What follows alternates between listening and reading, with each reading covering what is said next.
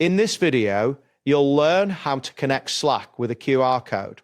This process allows you to easily download the Slack mobile app and sign in using your mobile device. Following these steps will ensure a smooth setup for your Slack workspace. Begin by navigating to the Slack application on your computer. Open your preferred web browser and enter the Slack workspace URL. Ensure you are logged into your Slack account to access the necessary features. Once you are on the Slack interface, you will see your channels displayed on the left side of the screen. Next, locate the workspace drop-down menu at the top left corner of the screen. This menu is usually represented by your workspace name. Click on it to reveal additional options.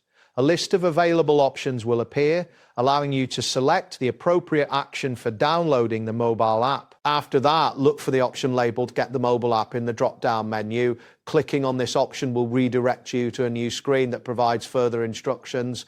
On this page, you will see details about downloading the mobile application for both iOS and Android devices. Continue by clicking on Download the Slack mobile app. This action will initiate the download process for the app.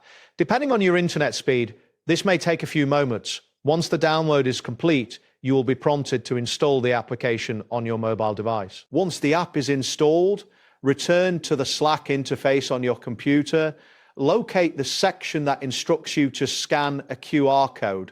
Click on Scan the code below with your mobile device, which will display a QR code on your screen. Make sure your mobile device has a camera and is ready for scanning. Finally, use your mobile device to scan the QR code displayed on your computer monitor.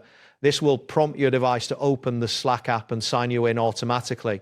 Ensure that your mobile device's camera is functioning properly and that you have a stable internet connection for a seamless experience. That wraps up today's guide. Thanks for watching and catch you in the next tutorial.